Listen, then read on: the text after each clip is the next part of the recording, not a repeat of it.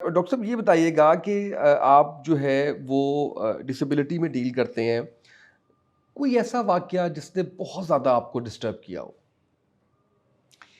देखिए, डिस्टर्ब तो नहीं किया लेकिन कुछ चीज़ें ऐसी हैं कि जो बड़ी हैरानकुन रही हैं और उनको मैंने देखा है। मिसाल के तौर पे मैं east medical ward Mayo hospital में काम करता था। तो वहाँ पर एक बच्चा आया और उसको जब मैंने चेक किया तो उसके पेरेंट्स ने मुझे बताया कि जी इसकी एक आदत है कि ये शादबाग का इलाका है, वहाँ पे रहता है। तो लोगों के घरों के दरवाज़ों पे पत्थर मारता है। तो लोग चिढ़ते हैं, लेकिन जिसके दरवाजे पे 3-4 दफ़ा ये पत्थर मारता है, उनके घर में दौलत आ जाती है और वो अपना घर बड़ा कर लेते हैं। अगर मोटरसाइकिल होती है तो उनके घर में कार आ जाती है। तो अब लोग इसको पत्थर दिया करते थे कि हमारे दरवाज़ों पे मारो। लेकिन उसे पता था मैंने कहाँ मारना है या नहीं मारना। अच्छा, फिर इसी तरह लोग उस ज़माने में इतना अल्ट्रासाउंड नहीं था कि जेंडर पता करने का कि बेटा पैदा होगा कि बेटी। तो उससे पूछा करते थे। उसी बच्चे से हाँ, कि बेटा है या बेटी है? बेटे या बेटी। वो कहते थे चिड़ी या चिरा, अच्छा, बेटा या बेटी चिड़ी के लिए या चिड़ा, ठीक हाँ। है। और बिल्कुल वो सही निकला करता था। अच्छा, अच्छा, फिर उसके बाद आगे क्या हुआ कि एक दफ़ा क्या हुआ कि उसकी जो माँ ही उसकी ज़्यादा खिदमत किया करती थी। तो उसकी माँ मेयो हॉस्पिटल में इत्तेफाक से उसी वार्ड में दाखिल हो गई and she had a cancer and she was like उसने शायद बचना भी नहीं है।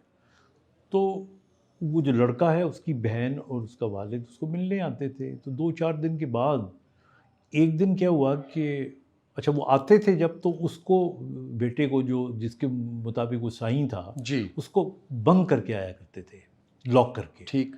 तो एक दिन देखा कि वो बच्चा उनसे पहले ही वहाँ पे आया हुआ है हॉस्पिटल, अकेला।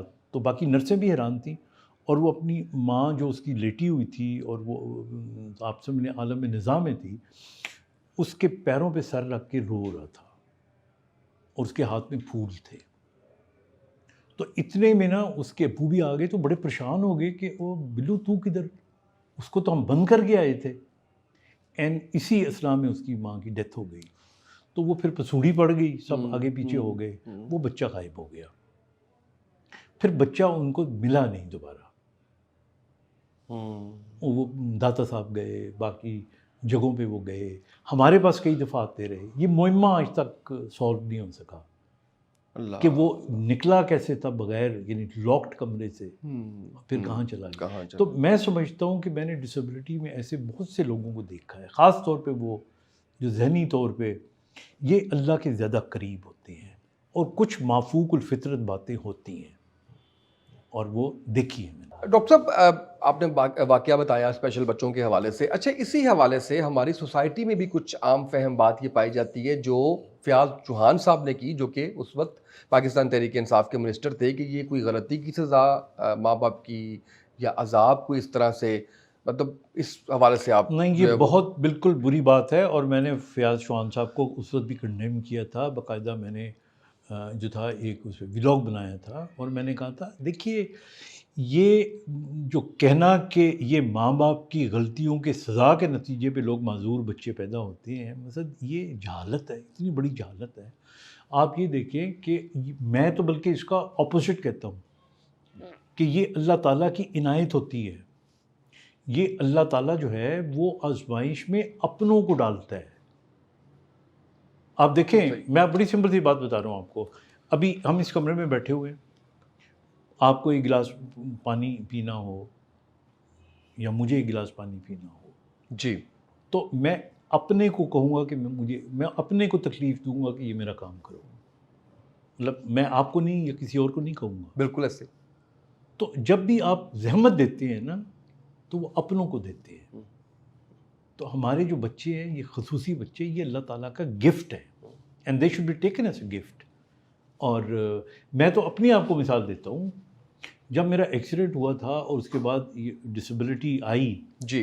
तो मैं अक्सर सोचा करता था कि व्हाई मी, मैं तो इतना यंग था, मैंने तो कुछ ऐसा गुनाह भी नहीं किया था उस वक्त तक।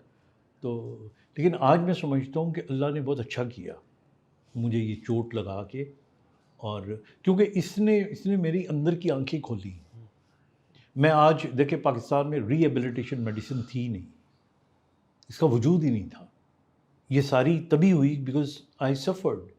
और मैंने देखा है कि जिन लोगों पे गुजरती है, आप देख लें जनरल ज़िया साहब की बेटी को प्रॉब्लम था, तो उसके नतीजे में पूरे पाकिस्तान के अंदर स्पेशल लोगों की वेलफेयर के काम हुए। तो ये बिल्कुल नहीं, अल्लाह से माफ़ी मांगनी चाहिए। बिल्कुल बिल्कुल ऐसे ही।